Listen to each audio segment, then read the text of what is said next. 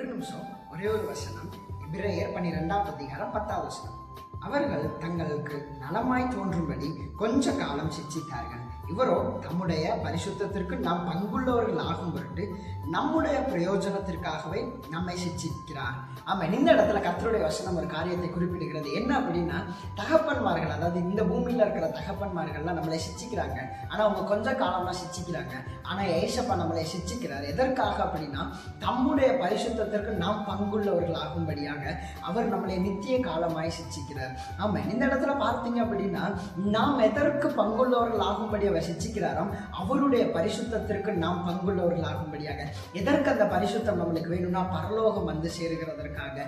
இந்த பரிசுத்தம் நம்மளுக்கு கிடைக்குமே ஆகில் நிச்சயமாய் பரிசுத்தமோடு இருக்கும்போது நாம் பரலோகம் வந்து அடைய முடியும். இந்த பரிசுத்தம் நம்மளுக்கு அணியும்படியாக, இந்த பரிசுத்தத்துக்கு பங்குள்ளவர்கள் ஆகும்படி நாம் கர்த்தரால் சிட்சிக்கப்பட வேண்டும். ஆகவே கர்த்தரால் சிட்சிக்கப்படுகிறதற்கு உங்களை ஒப்புக் கொடுங்கள், பரிசுத்தமாகுங்கள், பரலோகம் சேர்வோம். தேங்க்யூ. God bless you.